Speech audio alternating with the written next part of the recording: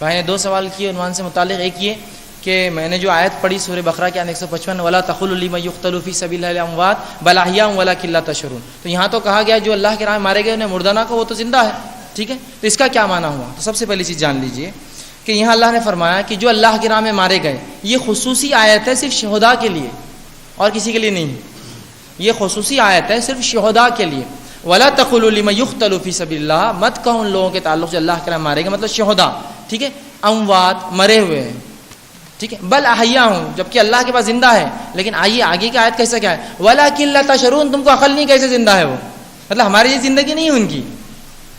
یہ تو کیا کہہ دیا، تم کو شعور نہیں ہے. اچھا ہمیں کس چیز کا شعور ہے؟ دنیا کی زندگی کا، پیدا ہوا، رہ رہا، کھا رہا، پی رہا، اٹھ رہا، بیٹھ رہا، بیوی بچے، مصیبت پریشانی حل، تو یہ شعور ہے ہم کو. لیکن اللہ کہہ رہا ہے وہ زندہ تو ہیں لیکن کیسی زندگی ہے تم اس کو سمجھ نہیں سکتے. ولکن لا تشعرون، تم کو شعور نہیں آتا. اس کا مطلب وہ زندگی اس زندگی سے تو بالکل ہٹ کر ہے اور وہ برزخ کی زندگی ہے. ٹھیک ہے، تو یہاں شعور نہیں کہہ کر اللہ نے وضاحت کر دی ایسی زندگی نہیں ہے وہ. ٹھیک. دوسرا کہ جو آپ نے دوسرا حصہ کہا کہ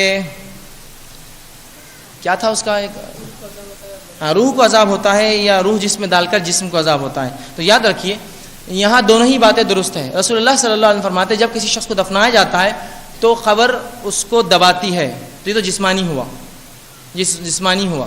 ٹھیک ہے، خبر اس کو دباتی ہے. یہ سب کے ساتھ ہوتا ہے، ایک بار خبر اس کو دباتی ہے.